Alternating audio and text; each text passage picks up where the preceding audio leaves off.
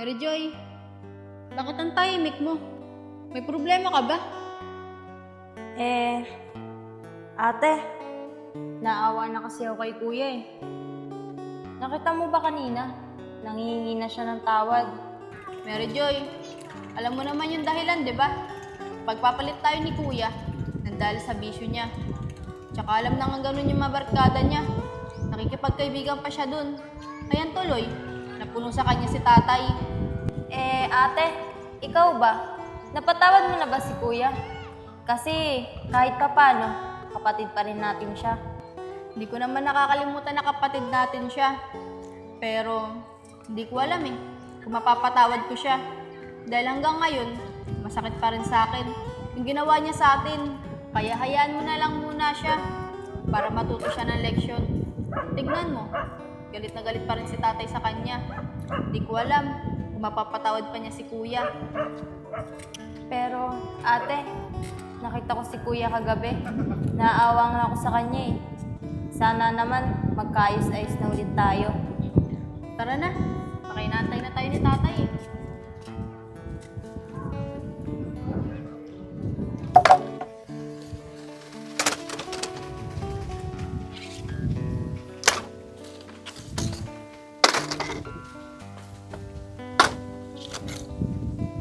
Tay, may sasabihin po sana ako sa inyo eh. Kaso, baka po kayo magalit. Oh, Mary Joy anak, tungkol saan naman yan sasabihin mo? Pero, wag muna yung pagbo-boyfriend ha. Ayoko muna magkaka-boyfriend ka. Bata-bata mo pa eh. Tay, wala pa po akong boyfriend. Pero, sasabihin ko po sana eh, yung tungkol kay kuya. Bakit? Ginawa na naman bang hindi maganda sa yung kuya mo? Talaga yung batang yun Hindi siya natututo na leksyon. Tay, hindi po. Wala naman pong ginagawa sa akin si kuya. Pero, naawa po kasi ako sa kanya eh. Lalo na kahapon. Nung tinulak niyo po siya at nangingi po siya ng tawad sa akin. At nagsisisi na rin po siya dun sa ginawa niya sa amin dalawa ni ate. Mary Joy, pwede ba? Wag muna natin pag-usapan yung tungkol sa bagay na yan. Tsaka hayaan mo muna yung kuya mo para matuto siya na leksyon. Mariel, tara na, ihatid ko na kayo. Sige po tay, palabas na po. Tay, naawa. Mary Joy, matigas ang ulo Tay, tara na po. Tara na, sakay na kayo.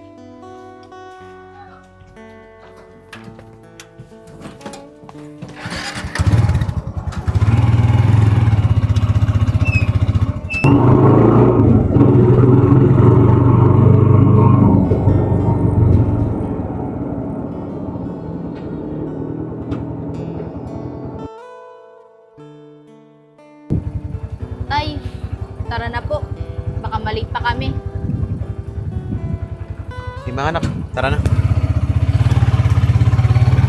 Tay, nakita niyo naman po siguro si kuya. Nakakaawa po siya. Tayo, nakakatulog po tayo ng maayos. Pero si kuya, natutulog lang po sa tabing kalsada. Mary Joy, tumigil ka nga dyan. Hayaan mo siya.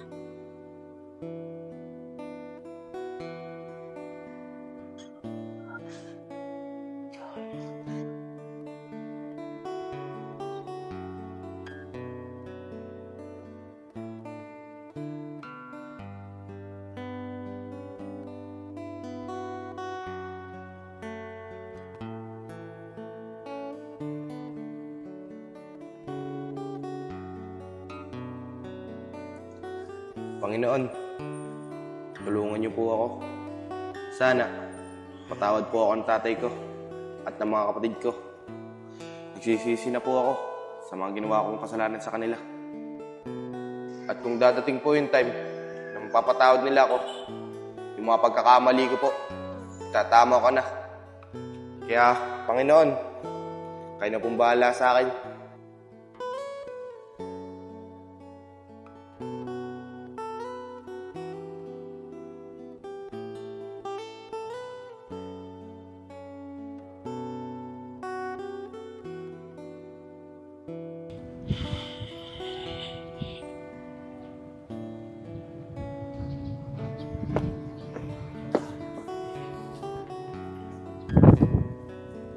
No choice na ako. Nakakayaman. Gagawin ko na. Tatanungin ko si Chong kung pwede akong tumira sa bahay niya.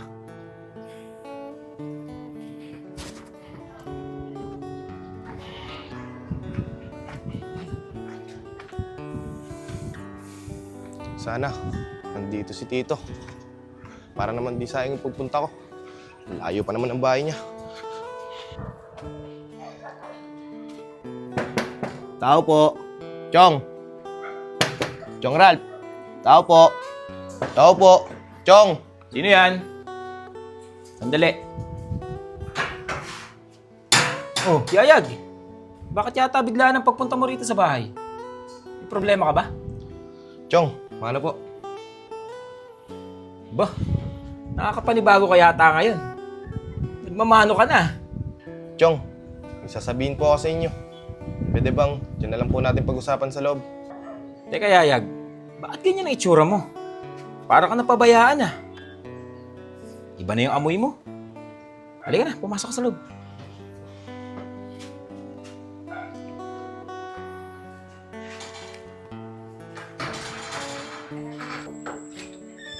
Halika.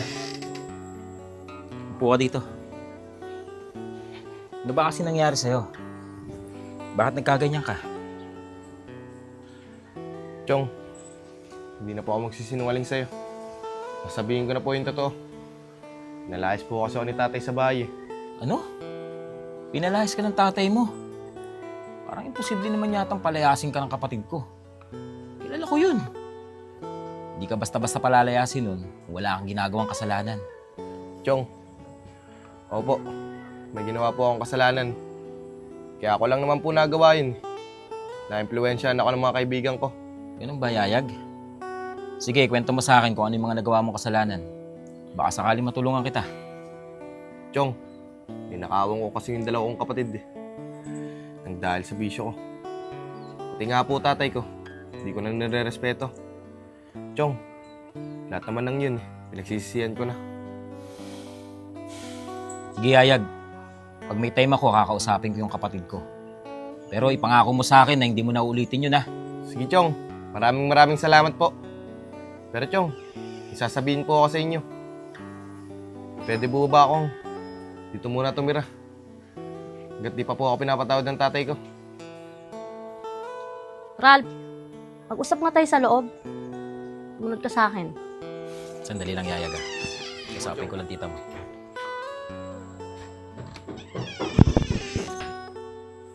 Bakit?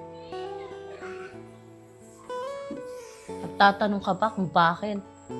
Ano yung naririnig ko na dito, titira yan? Di mo ba alam na walang modo yan? Tsaka itsura pa lang yan, parang hindi nagagawa ng tama. Rose naman, bigyan naman natin ng pagkakataong magbago yung bata. Tsaka anak pa rin ang utol ko yan. Pamangkin ko yan. Dito kasi tumira. Pansamantala lang naman eh. Anong sinasabi mo pansamantala? Yung pansamantalang mong yan, pang matagalan yan, hindi mo ako madadaan sa ganyan. Sasabihin mo pa, pamangkin mo, magbabago? Right, walang modo yan. Ang tao, once na walang modo, wala talagang modo, hindi na magbabago. Once na dito mo pinatira yan, ako ang aalis dito. Mamili ka. Patitirahin mo yung pamangkin mo dito? O ako lalayas? Ano, Ralph? Mamili ka. Ako o yung pamangkin mo? Rose, huwag naman ganyan. Ano, Kapitan? Ano wag ganyan? Pag sinabi kong ayaw ko, kahit anong sabihin mo, hindi ako papayag na dito titira yan. Sige na. Huwag ka na masyadong maingay. Nakakaya naman doon sa pamangkin ko. Kakausapin ko, wag lang tayo mag-away ng ganito. Yan! Sige na, sige na. Usapin mo yan, ha?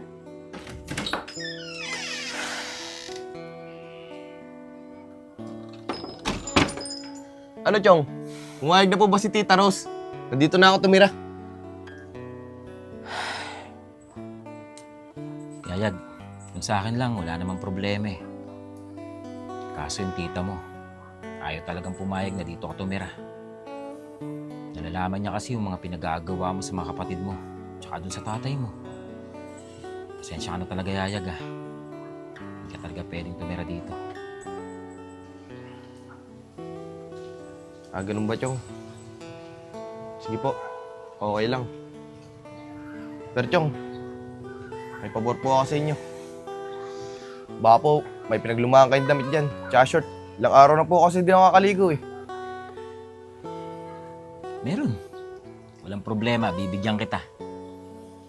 Tara, maligo ka na. Iba Sige na po, talaga Chong. yung amoy mo. Maraming salamat po.